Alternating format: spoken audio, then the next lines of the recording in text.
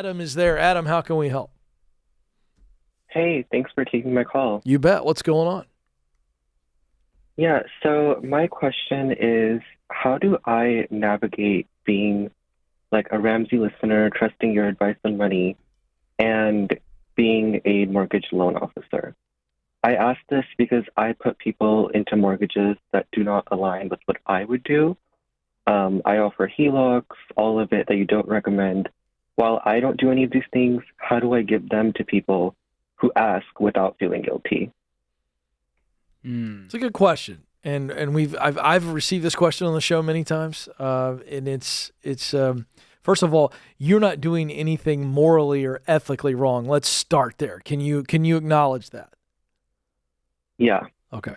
So you're in an industry where, again, if you don't feel like long term your values are aligning, then I think at some point you begin to make the exit. You don't need to jump right away, because again, you're not doing anything morally, legally, ethically wrong.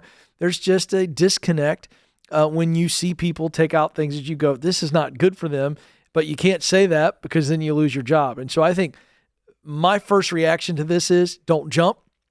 Let's line something else up and let's do work that we enjoy, but also that produces a result that aligns with our values.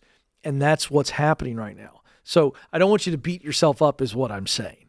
But eventually this is going to wear on you and could create some resentment, certainly a toxic attitude in yourself. And so I would begin to be looking at what can I do that I align with. And the other piece of this is we need some good guys out there too, Adam, and you're one of the good guys. That's right. And so there's nothing wrong with saying, hey, you know what? I'm going to pass those loans off to someone else, or I'm going to educate the customer on my feelings about this. And if they still want to go through with it, at least I can sleep easy at night. But if they are dead set on taking out the HELOC, I'm going to try to serve them well as they go through this and educate them and go, hey, here's what you need to know about the HELOC. Here's why I don't think it may be the right choice for you. And at least then you have your morals intact and you're not swindling someone into something. But again, in the mortgage industry, there's a lot of mortgages we don't agree with. And I've got a lot of friends that are mortgage loan officers, and we're fans of the 15-year fixed rate mortgage. Might they sell someone a 30-year mortgage because that's what the customer wants? That's part of the job. And so if that's something that is going to eat you inside, like Ken said, then I think it's time to switch to a different industry entirely or find a different role. Yeah, it's just because my parents are realtors. So ever since I got my license, the idea was that all of their clients would do their financing through me. So it's just, we have our own place now where it's like a one-stop shop for real estate, and it works out really well like that. And when I first was getting into it, I never thought that this would even be an issue because it's just so perfect and, it's great money and everything. But I just wish I wasn't so encumbered in the Ramsey way. Because it is, it does. You're like, ignorance was bliss before this, and now I just know how terrible of an idea this stuff is.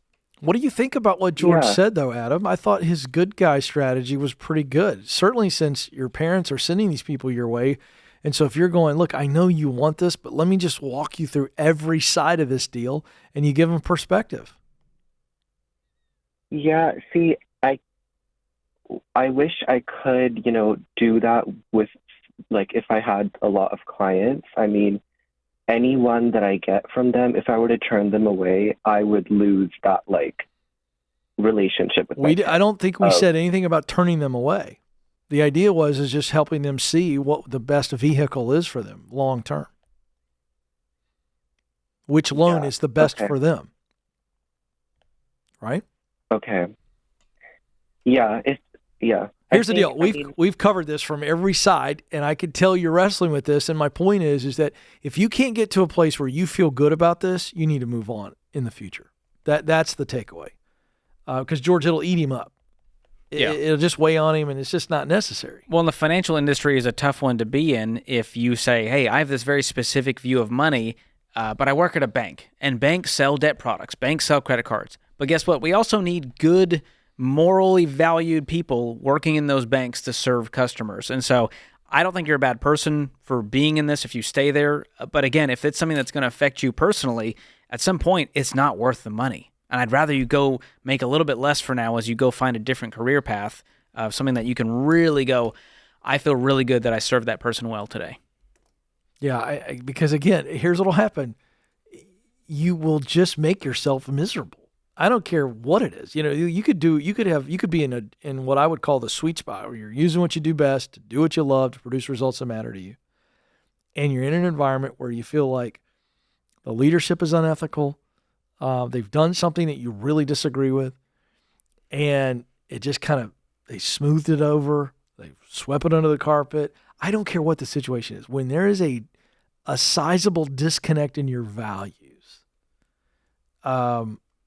it's different than putting up with a problem employee or a teammate or even a boss who's just not great, but they're not abusive to you. This is a character ethical, not ethical. This is a character or values-based conversation. And when it is so opposed to what you believe, you won't be able to grit your teeth and bear it for very long. Yeah. I mean, it's one reason I can't sell cars, because I know the people walking in there are going to want to do it, and they don't have the money, and I'm going to have to walk them through the payments and the debt. I couldn't sleep at night. And so I wouldn't be in that industry because of my values. Yeah, good stuff. Hey, thanks for the call, Adam. You're a good young man. Appreciate the call. It's a good call. I think you know what you need to do. Let's just do it wisely. Let's not make any big jumps.